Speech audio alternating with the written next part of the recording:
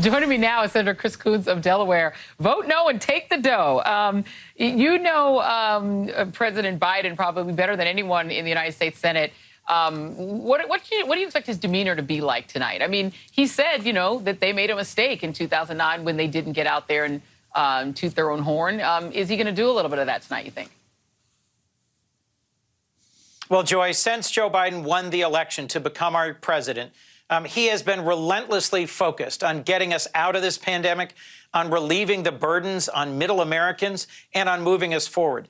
I think he will be somber as we reflect on what the one-year anniversary means of this pandemic, what it means to have lost 530,000 Americans. But I also think he'll be hopeful because we are now clearly on a path towards getting out of this pandemic and towards recovery. This $1.9 trillion bill that he just signed into law is truly a big deal. And it's going to deliver relief to 100 million American families in the means of direct stimulus checks. It's going to be the biggest anti-poverty program in decades by expanding the child tax credit. And it's going to put money into the Veterans Administration, into helping people stay in their homes or apartments, into safely reopening schools, into more small business lending. Joy, this bill is going to do a lot of good. And Joe Biden ran for president so he could help the American middle class and help get us out of the mess that Donald Trump got us into. I expect him to really give us a clear shot of hope about our future. Speaker Pelosi talked about the Republicans vote no and take the dough. Let me play you. I normally don't like to play senators or other senators, but let me play Roger Wicker basically doing that. One good provision in a $1.9 trillion bill doesn't mean I have to vote for the whole thing. Because without saying, I've issued a statement, but I think it's a stupid question. Stupid question? Absolutely. I mean, I'm not going to vote for $1.9 trillion just because it has a couple of good provisions in it.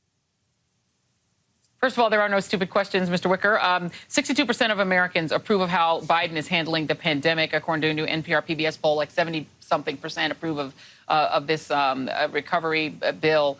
Are Democrats, in your view, prepared to run against? Is the Democratic Senate Congressional Committee prepared to run ads against people like Roger Wicker, who voted no and took the dough?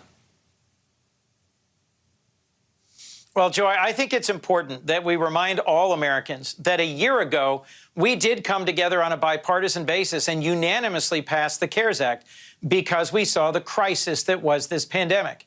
And a year later, while we still have a raging pandemic, while we're still in a recession, while we've still got 11 million Americans collecting unemployment and looking for their next job, while we've still got tens of millions of Americans with their kids not in school and facing eviction, we couldn't get a single Republican vote. I'm not sure what changed. Seems to me that we're not out of this pandemic yet. We're not out of the woods yet. And so I would expect that there's going to be some accountability politically for those who refuse to help finish the job and get us out of this pandemic. There was investment in developing the vaccines. That was bipartisan. There was investment in the initial response. That was bipartisan. But we're not out of the woods. So why did they leave the American people behind by refusing to vote for this bill, the first big bill of Joe Biden's presidency?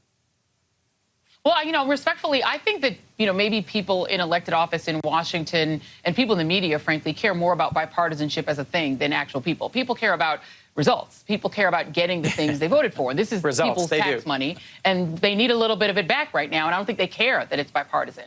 And I say that to say, sir, that there are a bunch of other things that people really deeply care about. Voting rights are being stripped from Americans all over this country. There's a bill for that that's already passed the House. Policing, we have the Derek Chauvin trial that's about to happen. People really want reforms in policing. There's a bill for that. There are a bunch of bills there's a For the People Act. There are bills on making it easier to vote. There's the George Floyd Act. There's the Voting Rights Act named after John Lewis. Is it okay for people like Joe Manchin to demand bipartisanship instead of results and to say they won't touch the filibuster? Richard Trumka, the AFL-CIO president, just came out today and called the filibuster a Jim Crow artifact and a creature of white supremacy. Are Democrats prepared to get Joe Manchin in line and reform the filibuster so that you guys can pass the other things people need?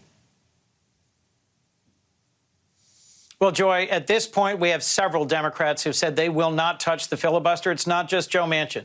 And one of our challenges is delivering urgent relief that Americans need. That's what this bill is going to do. I do expect us to take up and pass another big, bold package. Yeah. Yes. Sure, but I mean, but the thing is that a bunch of Democrats I do think you're going to see us deliver more relief later this year. Reason? Yeah. Sorry. I'm sorry, Joe.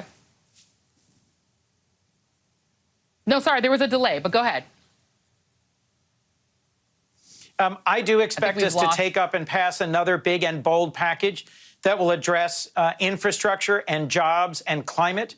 And I know that over the next couple of months, there will be some hard conversations in our caucus about what's the right path forward, about whether we're going to stand by and see all of Joe Biden's agenda stymied or whether we will make changes. I'm going to be a part of that discussion. I'm not ready to get rid of the filibuster yet. I'm going to give a hard try at bipartisanship. That's Joe Biden's position as president. That's my position as a senator and many others.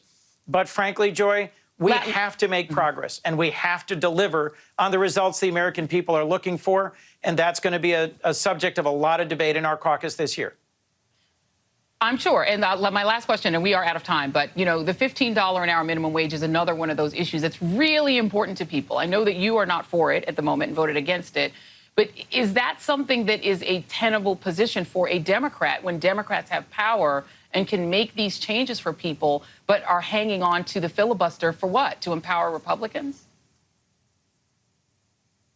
Let's be clear, Joy. I support raising the minimum wage. I support indexing the minimum wage.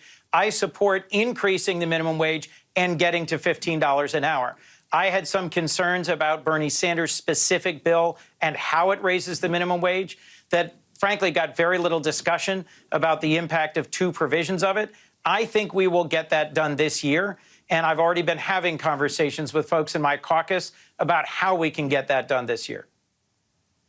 All right. Well, thank you very much. Sorry for the delay. It's always weird, the delay, but we got it done. Senator Chris Coons, thank you very much. Really appreciate your time.